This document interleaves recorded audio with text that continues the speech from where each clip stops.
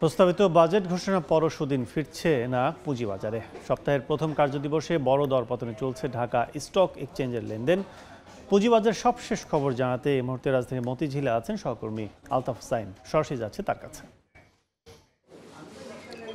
Share বাজারের সংকট কাটাতে প্রস্তাবিত বাজেটের আগে নানান ধরনের উদ্যোগের কথা বলা হয়েছিল। বিভিন্ন মহল থেকে, সরকারের পক্ষ থেকে, ডিএসসির পক্ষ থেকে নানা উদ্যোগের কথা জানানো হয়েছিল এবং সাধারণ বিনিয়োগকারীরা কিন্তু বাজেটের প্রতি দৃষ্টিপাত করেছিল যে আসলে বাজেটে সাধারণ বিনিয়োগকারীদের জন্য বা শেয়ার বাজারের জন্য কি উদ্যোগ নেওয়া হয়।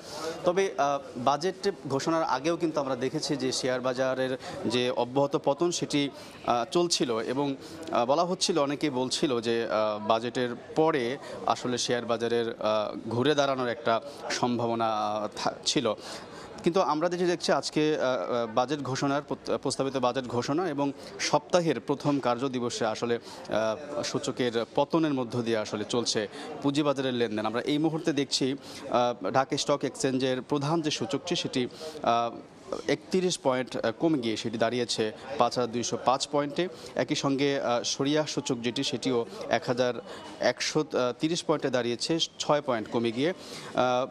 বাছাই সূচকটিও 13 পয়েন্ট কমে গিয়ে 1844 পয়েন্টে গিয়ে অবস্থান করছে এবং আজকে 39,041 শেয়ার লেনদেনের শেয়ার হাত বদলে আজকে টোটাল যে টাকার অঙ্কে যে লেনদেন সেটি আমরা দেখছি 100 কোটির উপরে দাঁড়িয়েছে এবং আজকে বেশিরভাগ কোম্পানির শেয়ারের দাম কমেছে। আমরা দেখতে পাচ্ছি যে 242টি কোম্পানির শেয়ারের দর কমেছে এবং এই যে অবস্থা চলছে শেয়ার বাজারে একটি পতনের মধ্য দিয়ে চলছে। গত সপ্তাহে আমরা দেখেছি যে প্রায় 2,500 কোটি টাকার বাজার মূলধন কিন্তু হারিয়েছে ঢাকা স্টক এক্সচেঞ্জ এবং সূচকে বড় ধরনের পতনও গত সপ্তাহে আমরা দেখেছি।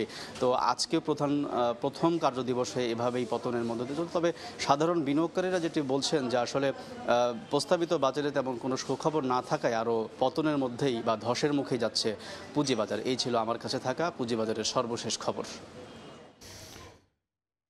পুঁজিবাজারের লেনদেনের পরিস্থিতি জানতে এতক্ষণ ছিলাম রাজধানী মতিঝিলে।